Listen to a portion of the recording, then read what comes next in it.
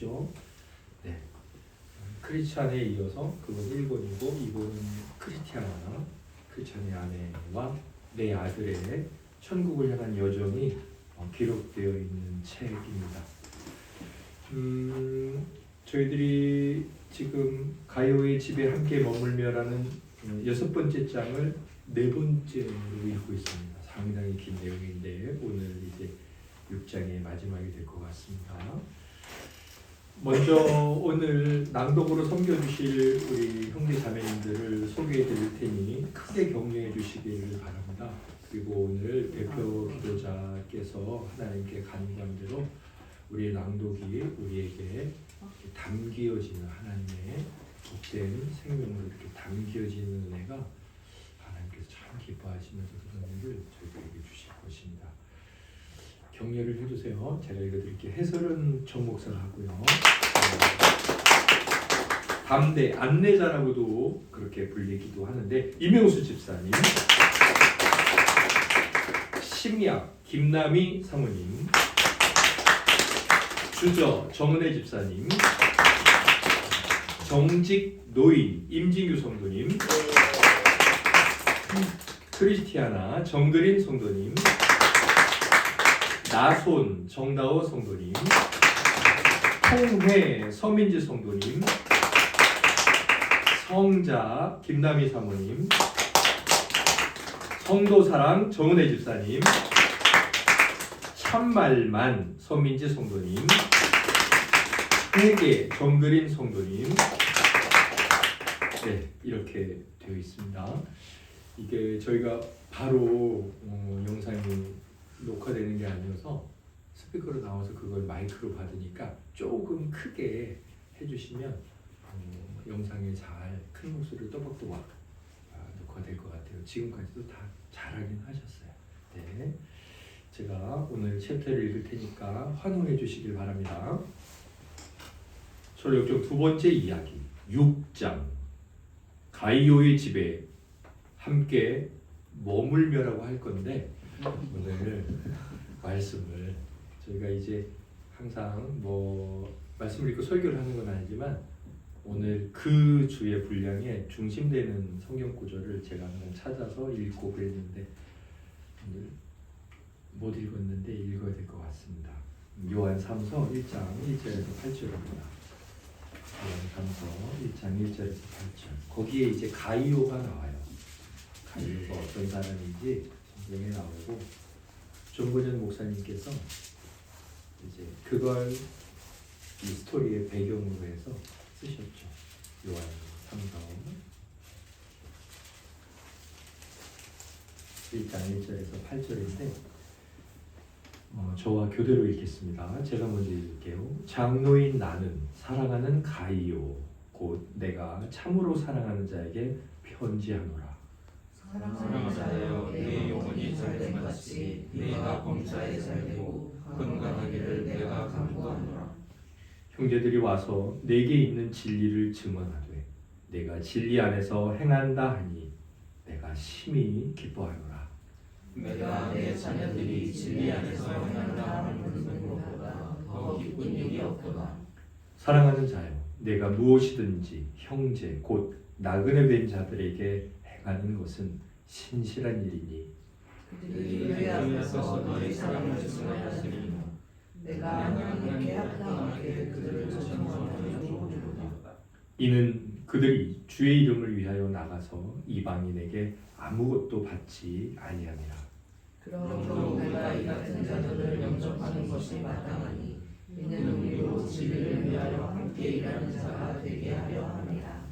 아멘.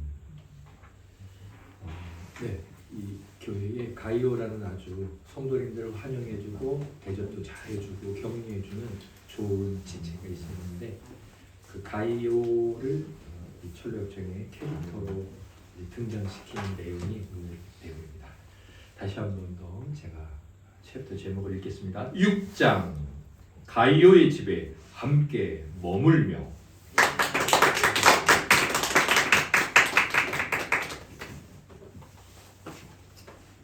202페이지입니다. 매튜가 자비와 결혼했을 즈음 가이오도 딸 베베를 매튜의 동생 제임스와 맺어주었다. 일행은 그 뒤로 열흘 정도 그 집에 더 머물렀다. 여느 순례자들과 다름없는 일을 하면서 평온한 한때를 보냈다. 마침내 헤어질 때가 되자 가이오는 잔치를 베풀었고 다들 마음껏 먹고 마시며 즐거워했다. 이제 정말 떠나야 할 시간이 됐으므로 담대는 숙박비를 치르겠다고 했다. 하지만 주인장은 그 집에서는 대접받은 비용을 순례자가 직접 치르지 않는 게 관례라며 사양했다.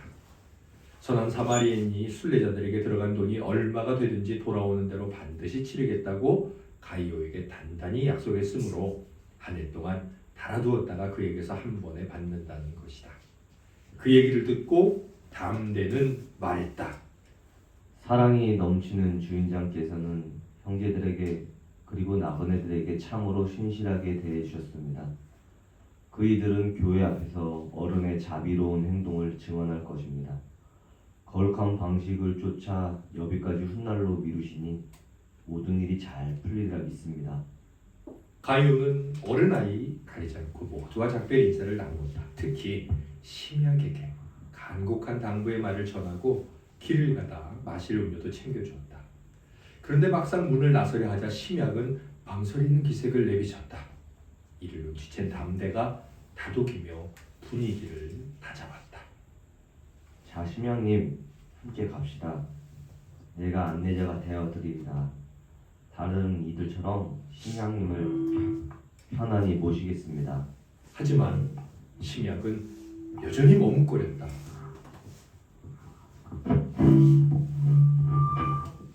마이크가 키가 좀. 실은 저와 어울리는 동행을 구합니다. 댁들은 다들 활기가 넘치고 강건하지만 보다시피 전 연약합니다. 그러니 뒤에 쳐져 천천히 가는 쪽을 택하렵니다. 그러지 않으면 갖가지 건강 문제로 스스로와 여러분들께 모두 짐이 되고 말 겁니다. 이미 말씀드렸지만 전 약골에다가 정신도 허약합니다. 남들은 끄떡없는 일에도 마음을 다치고 심지가 약해질 게 분명합니다. 남들처럼 웃음 지지도 못할 테고요. 화려한 차림새를 하지도 못할 테고요. 쓸데없는 질문을 받는 걸 즐기지도 못할 겁니다. 그래요. 얼마나 허약한지 남들은 거리낌 없이 하는 행동들에도 상처를 받겠죠. 아직 진리를 다 알지도 못합니다. 무식하기 이를 데 없는 그리스도인이에요. 가끔씩 누군가 주님 안에서 기뻐한다는 얘기를 들으면 저는 그럴 수 없다는 사실 때문에 괴로워요. 강한 이들 틈에 사는 약한 인간, 또는 건강한 이들 사이에 낀 병든 인간, 멸시받는 등불 같아서 어찌할 바를 모르는 인간이 있다면 그게 바로 저일 거예요. 고통을 당해보지 않는 너희가 불행한 내 처지를 비웃고 있다. 너희는 넘어지려는 사람을 떠민다. 담대는 심약을 달랬다. 하지만 형제님, 난 마음이 무른 이들을 위로하고 허약한 이들을 뒷받침하라는 명령을 받은 몸입니다. 심양님은 반드시 우리와 동행해야 합니다. 오래 기다리며 돕겠습니다. 말이든 행동이든 그대를 위해서라면 우리 자신을 내세우지 않겠습니다. 형제님을 앞에 두고 회의적인 논쟁을 벌이지도 않겠습니다. 무슨 수를 써서라도 함께 가렵니다. 이렇게 내내 가이오의 집 문간에 둘러서서 한창 입씨름을 벌이고 있는 터에 주저라는 이가 목발을 짚고 다가왔다. 그이도 순례 여행을 하는 중이었다. 심약이 말을 걸었다. 이보시오, 어떻게 여기까지 오셨습니까? 그렇지 않아도 제게 어울리는 길벗이 없다고 아쉬워하던 참인데 당신은 제 마음에 쏙 드는군요. 주전님, 어서 오세요. 정말 반갑습니다. 주전님과 제가 서로 도우면 어떨까 싶습니다만. 주저는 반색을 하며 말했다. 기쁜 마음으로 동행이 되겠습니다. 다행히 여기서 이렇게 만났으니 따로 걷는 것보다 한결 낫겠지요. 제가 목발 하나를 빌려드리죠. 심약은 손사래를 쳤다. 아닙니다.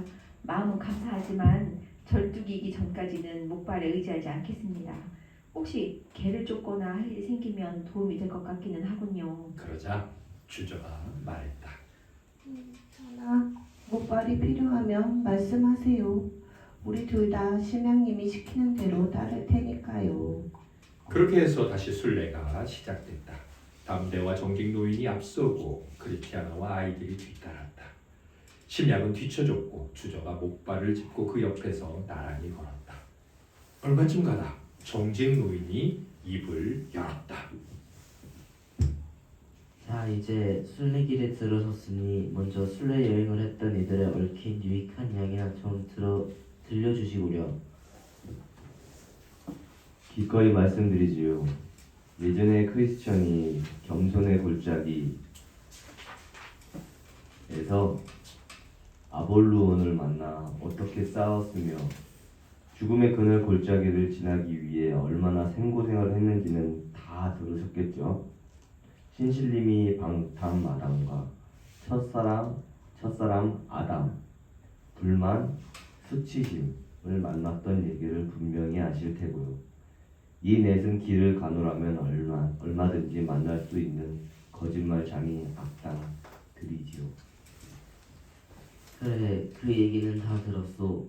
착한 신실 씨에게 더없이 큰 어려움을 안긴 자는 바로 수치심이었지. 도무지 지칠 줄을 모르는 몸이라니까. 옳습니다, 신실님. 말 맞다라 세상 사람들 가운데 그만큼 부적절한 이름을 가진 자도 없을 겁니다.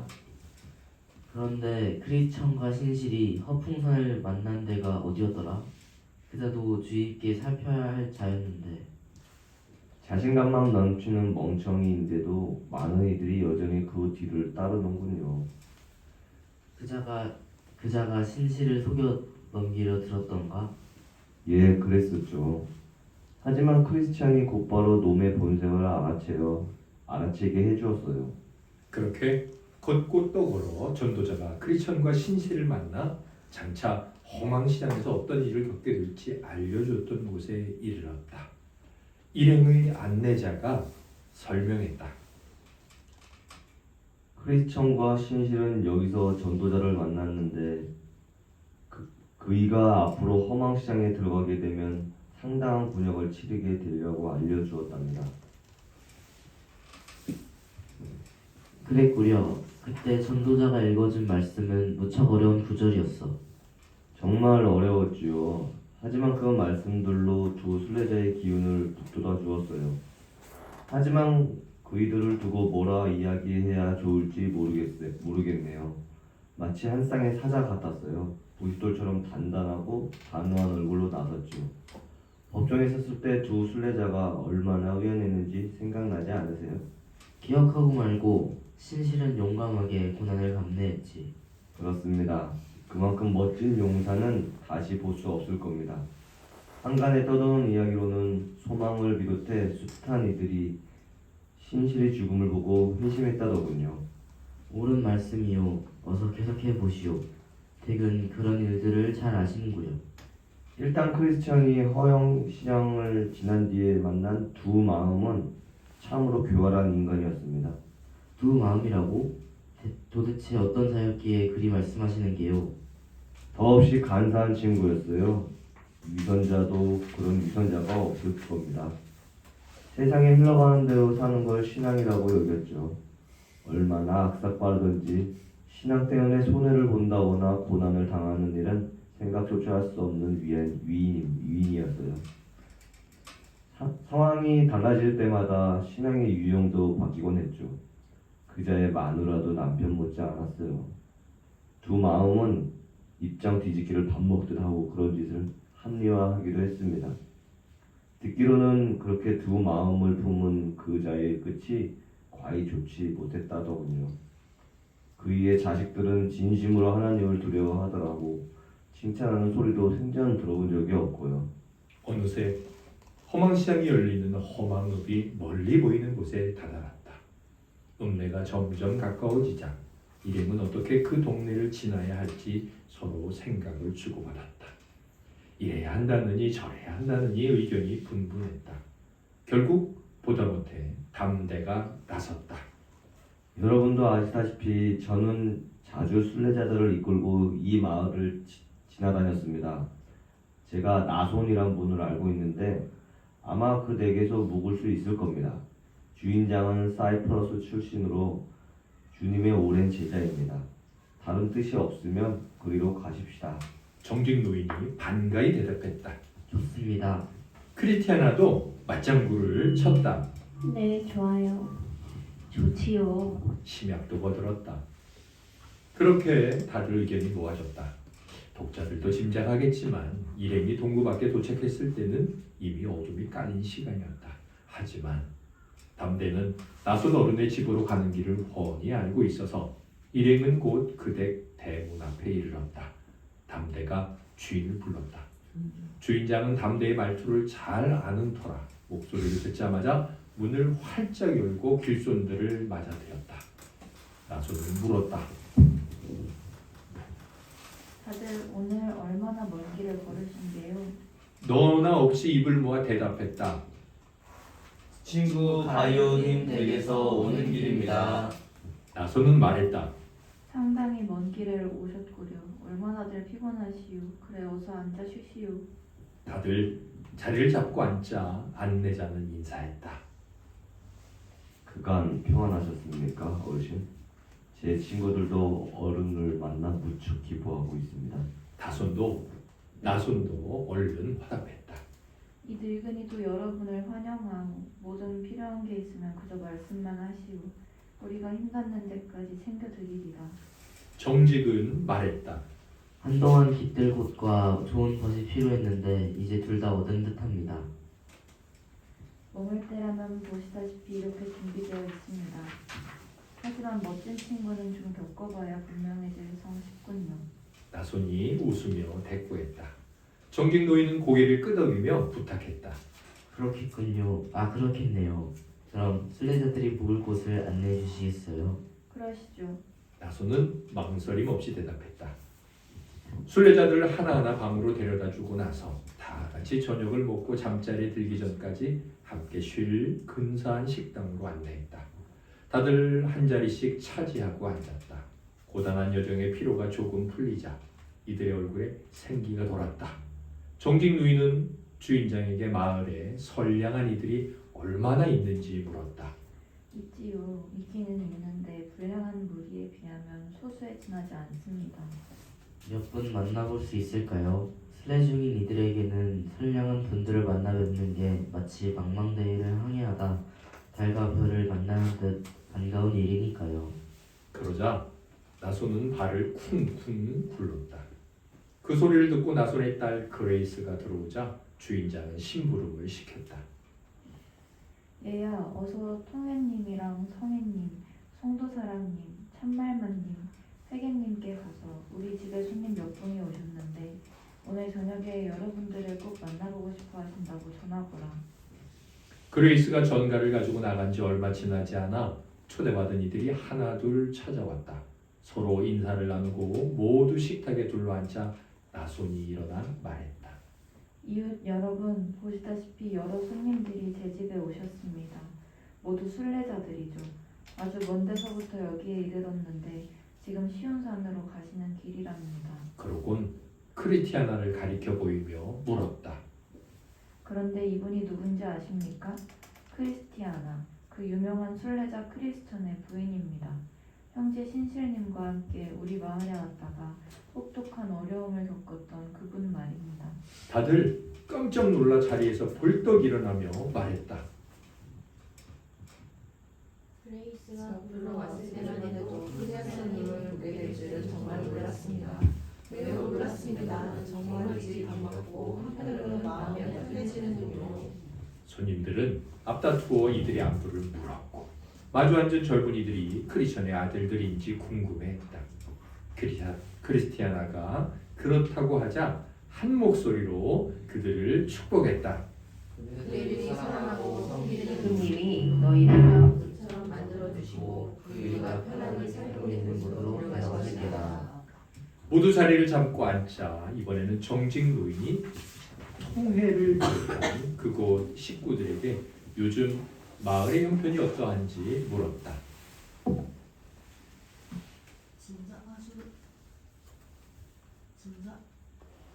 진짜 하시겠지만 자연사되는 것은 아프죠. 정신이 없는 상황에서는 마음과 생각을 지키기가 너무 힘든답니다. 이런 세상에서 우리 같은 일을 하느라면 누구에게나 날마다 아니 매 순간 정신을 집중할 수 있도록 주의를 주는 누군이 하나씩 필요하답니다. 이웃들이 요즘은 좀 잠잠합니까? 예전보다는 많이 부드럽지요. 크리스천과 신실이 우리 동네에서 어떤 대접을 받았는지 아시지요? 제 말씀은 많이 듣기는 했지만 그때보다는 훨씬 온화해졌다는 뜻입니다. 신실님의 피가 지금까지도 주민들에게 큰 부담이 되어서 그런 게 아닌가 싶습니다. 신실님은 화형을 처한 뒤로는 더 이상 아무래도 둘의 태워 죽이는 형태를 내지 않았으니까요. 그때만 하더라도 겁이 나서 감히 사람들 앞에 나서지 못했지만 지금은 자유롭게 나갑니다. 신앙을 고려하는 이라는 말이 이전에는 혐오스러운 딱지처럼 느껴졌는데 은혜의 도에서이기는 하지만 이제는 신앙을 존중해야 할 가치로 여기기도 합니다. 이번에는 통해가 순례자들에게 물었다. 그런데 순례길에는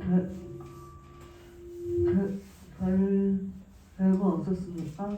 그 나라가 여러분들에게 어떤 영향을 주었나요? 길을 가는 이에게 이런 암직한 일들이 우리에게도 있었다오. 때로는 말끔한 길이 있었지만 더러는 악취가 진동하는 길이 있었소. 오르막이 있는가 하면 내리막도 있었고 아무튼 확신을 가질 만한 건 거의 없었소. 항상 순풍이 부는 것도 아니고 길에서 만나는 이들이 모두 친구는 아니었지. 이미 여러 차례 큰 어려움을 겪었지만 앞날이 어찌 될지는 전혀 모르고 그렇지만 동시에 선한 일들은 고난을 당하게 하기 마련이란 옛말이 대부분 사실이란 걸 깨달았다오. 어려운 일을 겪었다고 하셨는데 구체적으로 어떤 문제를 만나셨나요? 아, 그거라면 안내자인 담대님께 물어보시구려. 누구보다 잘 설명해 줄 테니. 이미 서너 차례 혹독하게 시달렸습니다. 우선 크리스티아나와 아이들이 악당들에게 곤욕을 치렀어요. 목숨을 앗아갈 것처럼 겁박했거든요. 피칠갑, 쇠망치, 살상괴 같은 거인들에게 어려움을 당했어요. 하지만 놈들에게는 해를 입었다기보다 해를 입힌 격이지만요. 조금 더 자세히 설명드리자면 순례자와 온 교회를 보살피는 가이오님 댁에 한동안 머물렀을 즈음 제가 낀 무기를 챙겨 들고 순례자들을 괴롭히는 원수들을 찾아보기로 했습니다. 소문난 악당이 가까이에 있다는 얘기를 들었기 때문이었죠. 가이오님은 놈이 출몰하는 곳을 저보다 훨씬 잘 알고 계셨어요. 그분 댁이 놈이 수굴에서 멀지 않았으니까요. 여기저기 뒤진 끝에 마침내 거인이 사는 동굴 입구를 찾아냈어요. 얼마나 기쁘던지 우린 용기를 내서 놈의 소굴로 다가갔죠. 가까이 가보니 앞소사 여기 있는 이 가엾은 신양님을 가볍게 한 손으로 들어주고는 제 본거지를 질질 끌고 가고 있지 뭡니까. 막 숨을 끊어놓으려던 참이었더라고요. 하지만 우리를 보더니 새로운 모잇감이 생겼다 싶었는지 저 양반을 굴에 던져놓고는 밖으로 뛰쳐나오더군요. 저희는 망설일 틈 없이 맹렬하게 달려들었어요. 놈도 격렬하게 맞섰고요. 하지만 결국 살상괴는 땅에 꼬꾸라지고 말았죠. 우린 그자의 머리를 잘라서 길가에 높이 달아놓았습니다. 그놈처럼 사악한 짓을 하려는 자들에게 두고두고 본보기가 되라고요. 여태 드린 말씀이 다 사실이라는 걸 사자의 입에서 구원받은 어린 양 같은 이분이 확인해 주실 겁니다. 그러자 심약이 말을 보탰다. 제가 받은 고통도 위로도 다 사실입니다. 살성괴가 뼈를 발라내겠다며 으르렁거리는 순간마다 얼마나 괴로웠는지 모릅니다. 그러다 여기 계신 담대님과 친구분들이 무기를 들고 저를 구하러 오는 걸 보고는 정말 큰 위로를 받았습니다. 이번엔 성자가 말했다. 순례를 이어가는 이들이 반드시 지녀야 할 두 가지가 있습니다. 용기와 흠없는 삶이죠. 용기가 없으면 꿋꿋이 바른 길을 갈 수 없습니다. 그리고 삶이 느슨하게 풀어지면 순례자란 이름의 먹칠을 하게 되고요. 성도 사람은 말했다. 여러분들께는 쓸데없는 소리겠지만 사실 이 길을 가는 이들 가운데는 순례 여행과 순례자에 대한 이방인보다 더 아는 게 없음을 스스로 드러내는 이들도 적지 않습니다. 참말만도 거들었다. 참말입니다. 순례자의 같은 일상도 순례자다운 용기도 없는 자들입니다. 또 따로 가지도 않고 이리저리 복잡합니다. 한 단위 안으로 다른 밖으로 붙는 아다리죠.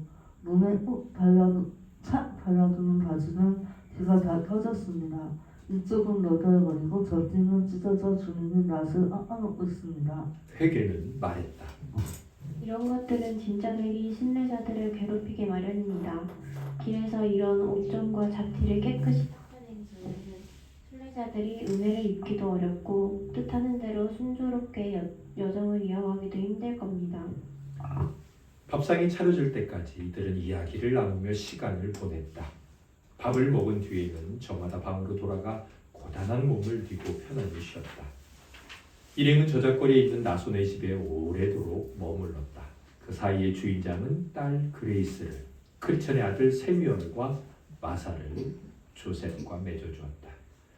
앞서 말했지만 그들에게 머무는 기간은 제법 길었다. 읍내 형편이 예전과는 퍽 달랐기 때문이다.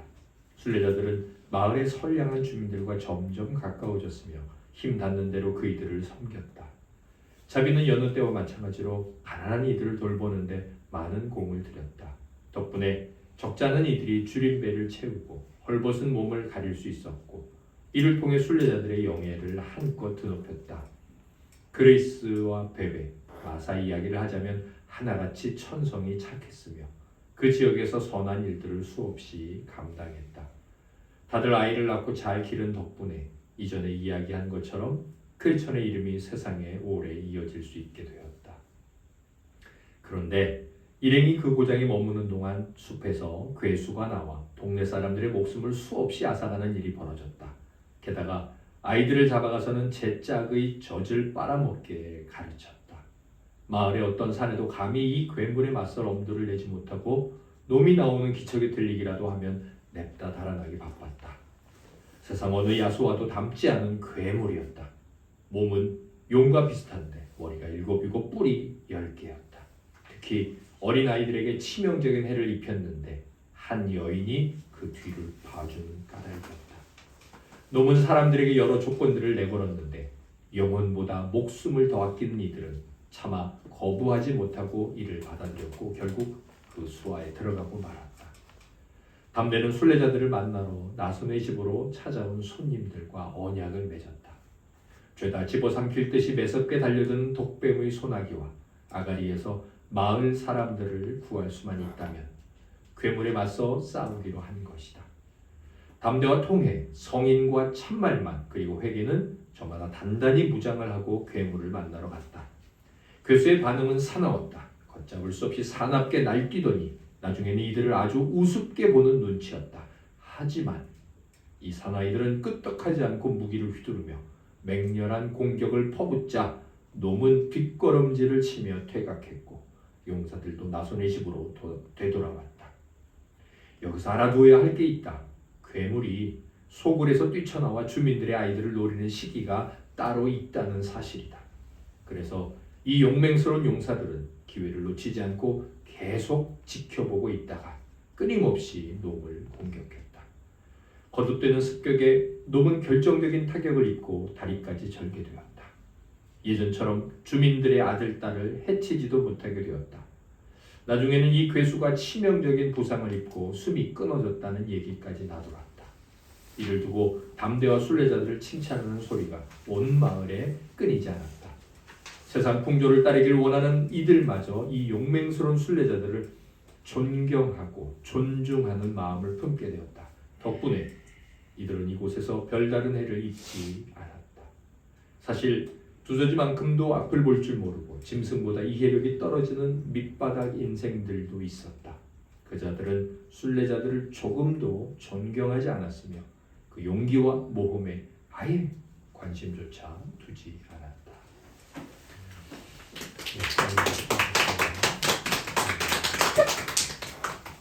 1년이 지난 것 같은데 저희가 요한계시록 강해를 작년에 이제 1월 둘째 주일부터 시작해서 마쳤죠. 그런데 그때 요한계시록 17장, 18장에 보면 음녀가 나옵니다. 음녀, 그렇죠. 음탕한 여자. 그리고 그 음녀는 큰 성 바벨론이라고 나오죠. 그 음녀가 뭐였죠?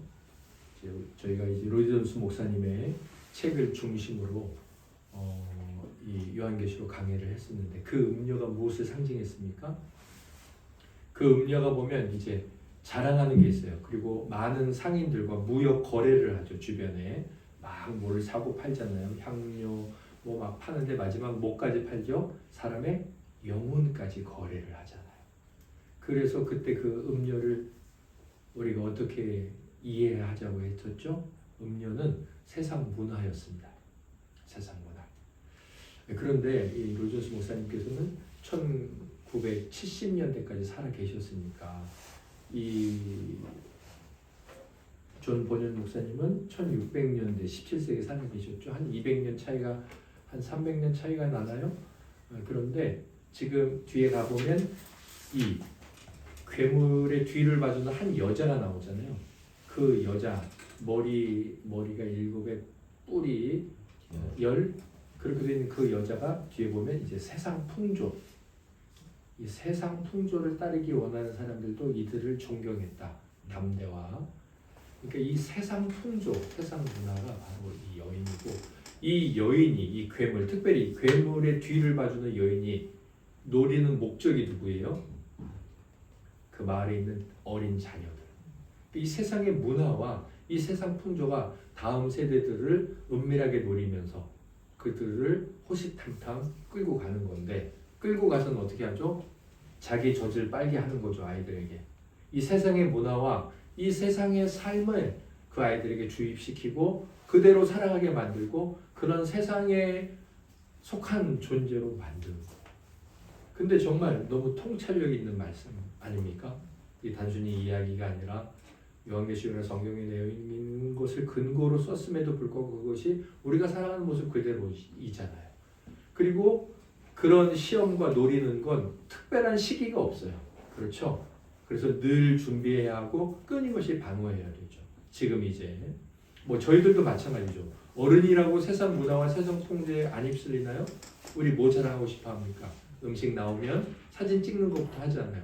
SNS를 하지 않더라도 그런 습관들이 우리 안에 있고 먹고 마시고 우리의 배가 신이 되어서 하나님이 신이 아니라 내 배가 신이야. 그래서 내 배가 원하는 대로 살아가는 이런 세상의 문화가 은밀하게 우리에게도 있고 그것이 아주 결정적인 때 야 먹고 살기도 힘든데 무슨 교회냐 이런 말로 나오는 데까지 이어지는 건 그렇게 큰 어려운 일이 사실 아니에요.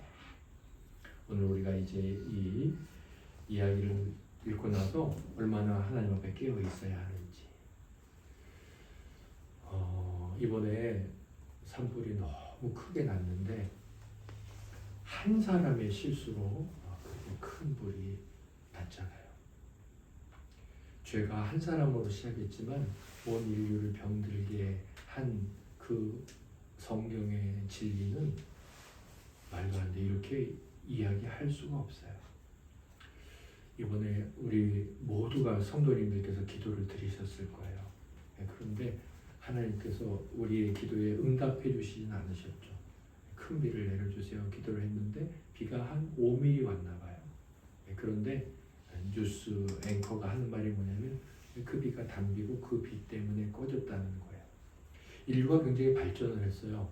우리가 뭐 자랑을 해요. 그러면서 거기서 끝나도 나쁜데 거기서 그 다음에 괜히 이제 뭘 무시하냐면 신은 없어.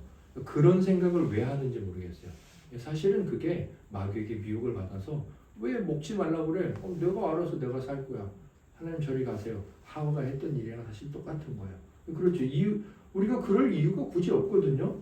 뭐 잘 먹고 잘 자고 우리 똑똑해. 여기까지만 말해도 뭐 그냥 봐줄만 한데 거기다 느닷없이 신 같은 게 없니 이런 말을 하는데 우리가 이런 뉴스나 상황을 볼 때마다 깨달아야 돼요. 뭐 헬기가 200대 이상 날아다녀도 불 못 꺼요. 그런데 하나님께서 비 5mm 내리시면 그러니까 인류는 아직까지 성경에 보면 하나님이 벌을 내리실 때 기근, 가뭄, 때로는 이제 홍수 이런 걸로 내리시는데 여전히 그 일을 인간은 조절할 수가 없어요. 비 내리게 할 수 없고 또 비 안 오게 할 수 없어요. 우리는 그저 하늘을 바라볼 수밖에 없는 존재예요. 굉장히 겸손해야 되죠.